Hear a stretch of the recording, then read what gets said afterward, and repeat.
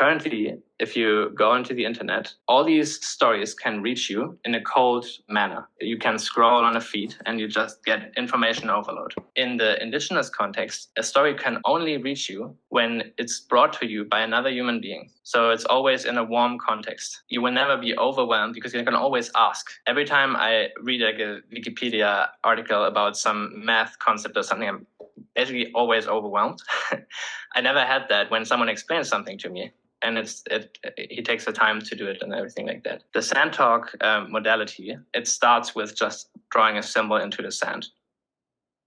But over the years, we have developed that into much more profound capacity. Then we abstracted that into symbol systems, like literacy, and then put that even further with the introduction of music and the digital, basically, it all culminating in the digital. So now we have videos and video games even, and all of that stuff. But it's all the same modality. It's all monologos. It's basically a story infused into a code pattern. And the internet is that. If I want to surf the internet but not use Google, what I can do is actually be like, okay, I want to have a conversation. You said surf the web. I had a visual image of an ocean made entirely of skeletons, like skulls and bones.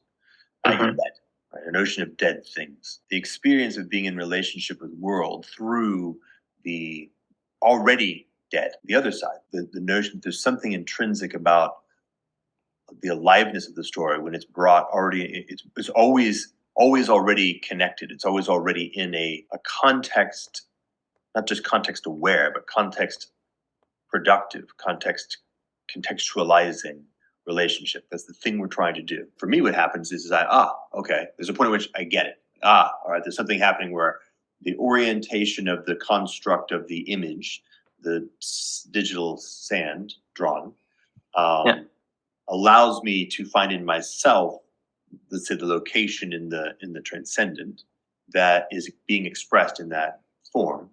And then we're now reasonably well situated to be in a conversation or in a dialogue around that particular location, something like that. In the indigenous context, you don't have only one campfire where people talk, but you have many of them. You always had to kind of find the place where you are needed. Organically, what you would do, you would walk around the camp and maybe listen in to, and if you notice there's an interesting conversation, then you will want to join. The flow between these campfires, that is the question that the interlogos tries to answer. How do you find the right person to talk to? As you said, in fact, the base point, which is right relationship with narrative, in service to, that the notion of interesting conversation isn't from the point of view of, say, the egoic mind, either I will be entertained by this conversation or I will gain status by participating in this conversation, but the inverse, meaning I feel that there is something in the beingness of this story that it is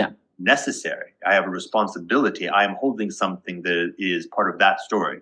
And there's some piece of the yarn. Like if you think about it in a mechanical sense, like there's a crew of people who are building something and they're getting ready to actually do some piece of actually tying the yarn to make it strong enough to do the work. And you've got the actual fabric necessary for that piece. Where, I'm supposed to be there doing that. There's a whole bunch of narrative monkeys who are helping to assemble that thing. The thingness of the assemblage is in fact guiding the choices that allow us to know where and when we should be allocating our attention and energy. The construct or the context supports our ability to engage in that inquiry. Like, I deeply agree that notion of that inversion of story has being, right relationship with, let's just say, being in general, and right relationship with the being of story is at the very, very bottom of the shift. And then we can begin thinking about what are the right kinds of contexts to allow us to play our proper role in that unfolding assemblage. I think curiosity is actually not, you don't have curiosity. It's like the stories in you, they are like dying to join that. So they're like giving you signals like, please go there.